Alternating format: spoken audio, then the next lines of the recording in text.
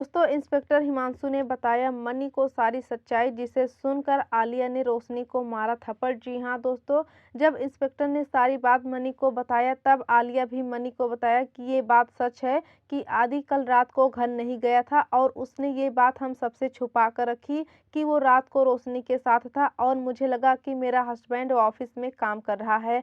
आदि ने मुझसे बहुत बड़ा झूठ बोला, आखिर क्यों झूठ बोला तो बोला क्यों? उधर बाला श्रभु को डांट रहा था कि क्या तुमने मिहिका की क्रेडिट कार्ड चुराया है?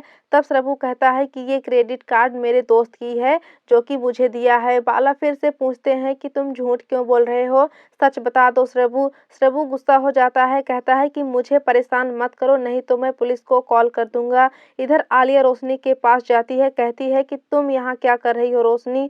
रोशनी कहती है कि आदि ने मुझे कुछ काम दिया है, वही कर रही हूँ। आदि आता ही होगा, कुछ मीटिंग के लिए बाहर गया है। तब आलिया गुस्से से कहती है कि अब तुम मुझे इन्फॉर्मेशन दोगी कि मेरा पति कहाँ गया और कब आएगा?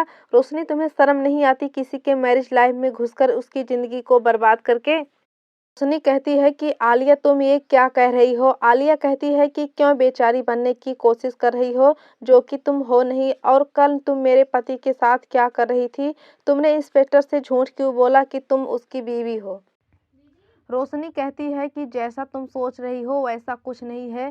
फिर आलिया रोशनी का हाथ पकड़कर बाहर कर देती है और सभी के सामने बेइज्जती करती है। इतने में वहां आदि आ जाता है और कहता है कि आलिया तुम ऐसे रोशनी से बात नहीं कर सकती हो और रोशनी से माफ़ी मांगो सबके सामने। उसकी इंसल्ट की, मजाक उड़ाया और तुम इन सबके सामने माफ़ी मांगो आलिया। आलिया कहती है कि माफ़ी माई फुट, माफ़ी तो वो लोग मांगते हैं जिनकी गलती होती है और मेरी तो कोई गलती, और माफ़ी तो तुम दोनों को मांगनी चाहिए। जितनी हमदर्दी तुम्हें इसके लिए है उतनी मेरे लिए भी होनी चाहिए आदि।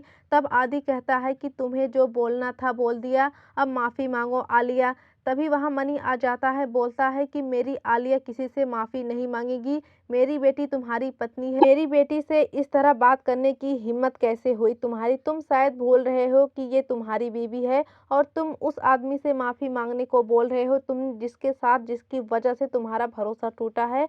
और मनी आलिया को गुस्से में वहां से लेकर चला जाता है। उसके बाद इशिता रमन की सारी बात चुपके से सुन रही थी।